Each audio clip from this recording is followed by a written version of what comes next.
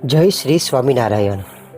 શું તમને કોઈ દિવસ એવો પ્રશ્ન થયો કે ભગવાન શ્રી સ્વામિનારાયણ શા માટે બે ગાદી સ્થાપી? એક ગાદી પણ સ્થાપી શકતા હતા ને?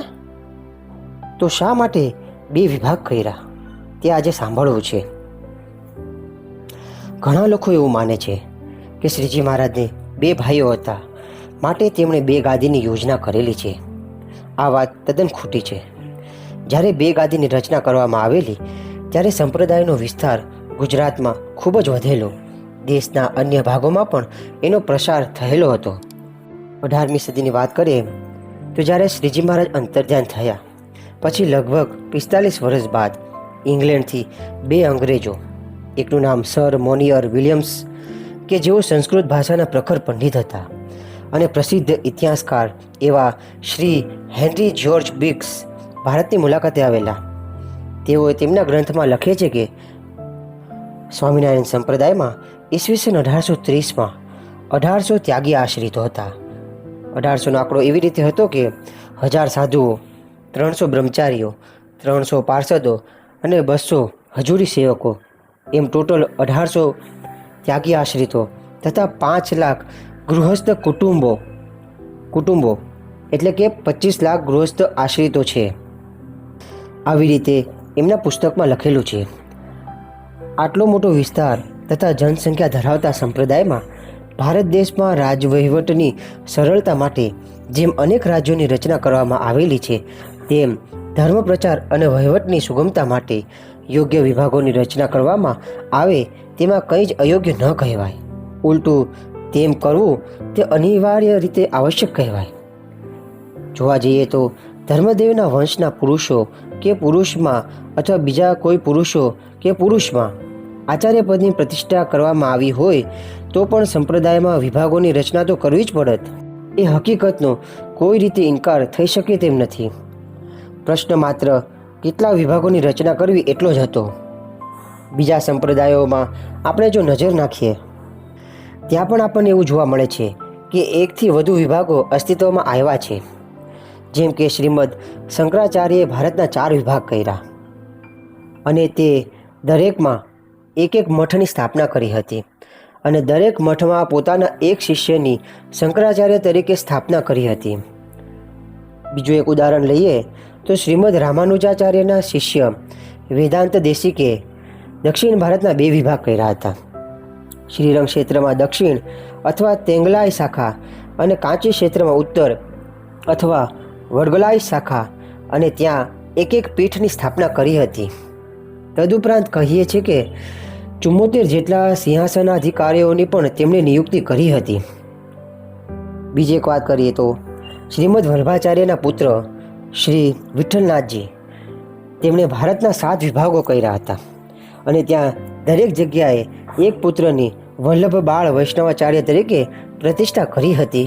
તો હવે સ્વામિનારાયણ સંપ્રદાયની વાત કરીએ તો શ્રી રામપ્રતાપભાઈ જે ઘનશ્યામ મહારાજના મોટા ભાઈ હતા તેમને 3 અને ઈચ્છારામજીભાઈ જે ઘનશ્યામ મહારાજના નાના ભાઈ હતા તેમને 5 પુત્રો હતા.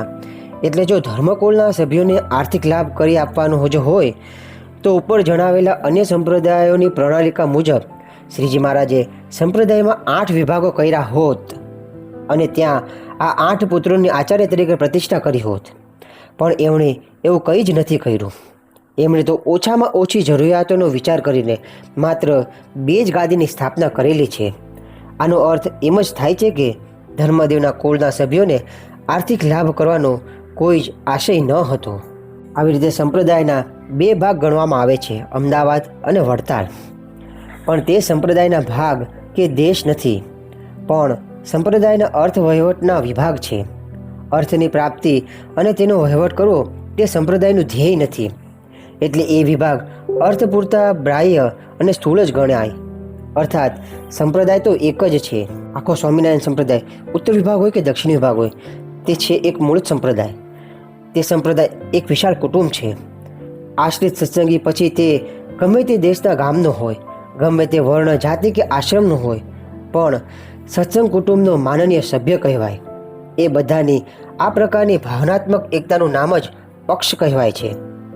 બધા સત્સંગીઓના ઈષ્ટદેવ એક જ છે, શાસ્ત્રો એક છે, કથા વાર્તા સંકીર્તન એક જ છે, વ્રત ઉત્સવના નિર્ણયો પણ એક જ છે, અંતિમ ધ્યેયરૂપી મુક્તિ એક જ છે.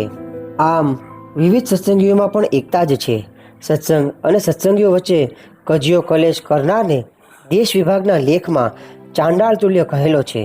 એટલું જ નહીં, આશ્રિત સત્સંગી કહેવાતો હોય છતાં સંપ્રદાયમાં તે સ્વયંમેવ બહિર્મુખી થયેલો જાણવો તેવું શ્રીહરિએ તે લેખમાં જણાવેલું છે. સત્સંગમાં જુદા જુદા દેખાતા મંદિરો વસ્તુ તે એક જ છે. સંપ્રદાય એટલો વિશાળ હતો કે તેની વહીવટ સરળતાથી થઈ શકે તે ઉદ્દેશથી 2 દેશ વિભાગ કરવામાં આવ્યા છે. શ્રીહરિએ સ્થાપેલા દેવ મંદિરોમાં સેવા પૂજા કરાવવાની આજ્ઞા શ્રીહરિએ આચાર્યોને શ્લોક નંબર 130માં કરી. સદવિદ્યાની પ્રવૃત્તિ કરવાની આજ્ઞા કરી. મુમુક્ષુઓને દીક્ષા આપવાની આજ્ઞા કરી. આશ્રિતોને ધર્મમાં રાખવાની આજ્ઞા કરી. આ બધી આજ્ઞાઓ પાળવામાં સરળતા રહે તે સારું ઓછામાં ઓછી જરૂરિયાત મુજબ 2 દેશની રચના કરી. આચાર્ય શ્રી વિહારીલાલજી મહારાજે શ્રી હરિલીલામૃત કળશ 8 વિશ્રામ 46માં કહ્યું છે, કદી એક જ ગાદી સ્થપાય અને આચાર્ય ઉન્મત્ત થાય, તે ધર્મ વિશે નવ રહે, શિષ્યો ક્યાં જઈને દુઃખ કહે, માટે આચાર્ય સ્થાપવા બેય, અન્યો અન્યને દાબે રહેય.